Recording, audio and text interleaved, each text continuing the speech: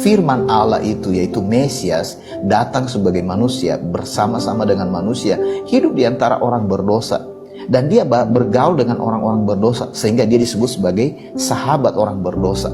Tapi para pemimpin agama seperti ahli Taurat, orang Farisi, dan yang lain yang merasa diri mereka benar dan merasa diri mereka baik-baik saja, padahal mereka itu suka bersih tegang leher, suka membantah, suka melawan, mencari-cari kesalahan.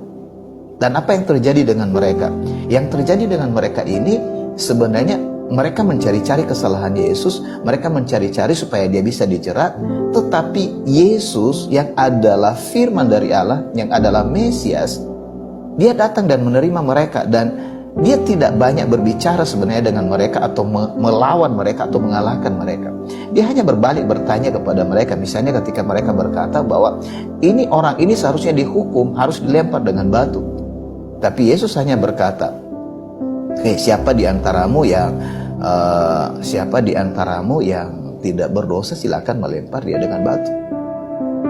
Nah ini teman-teman, kita belajar dengan sikap ini karena kebanyakan kita selama ini kan melihat orang-orang yang suka, ya bukan berarti tidak boleh berdebat, siapa saja bisa menyatakan pendapatnya, siapa saja bisa menyatakan apa yang ada dalam pikirannya.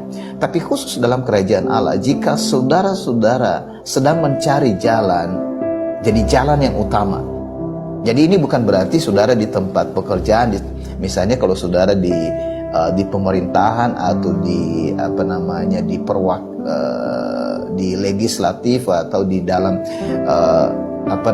perusahaan saudara, ketika saudara bisa berbicara di sana, berbantah-bantah di sana, ya saudara silakan lakukan saja itu karena di antara sesama, di antara yang lain. Dan misalnya begini, ketika orang berbeda agama seringkali bersitegang, memang saya tidak bisa membatasi yang hal-hal yang demikian. Tapi saya berkata kepada saudara, seandainya saudara melihat hal yang lebih tinggi, maka saudara tidak bersitegang leher dengan orang-orang yang beda agama, beda budaya, beda pengetahuan. Kan misalnya begini, beda pengetahuan. Kalau saudara punya pengetahuan, perjuangan saudara adalah bagaimana menyampaikan pengetahuan yang benar dan yang lebih baik itu kepada mereka yang tidak punya pengetahuan. Orang yang bijaksana itu dia tahu mendidik orang yang bodoh dan bebal.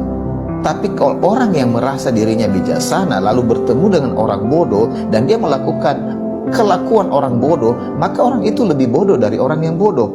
Kenapa? Saudara-saudara, karena orang bodoh membodohi dia sehingga dia menjadi bersih tegang leher.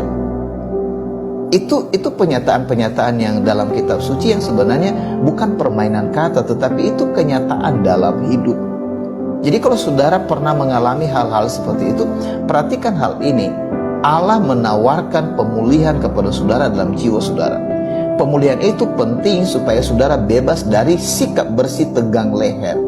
Karena orang yang punya sikap bersih tegang leher tidak bisa ditegur atau tidak mau menerima teguran.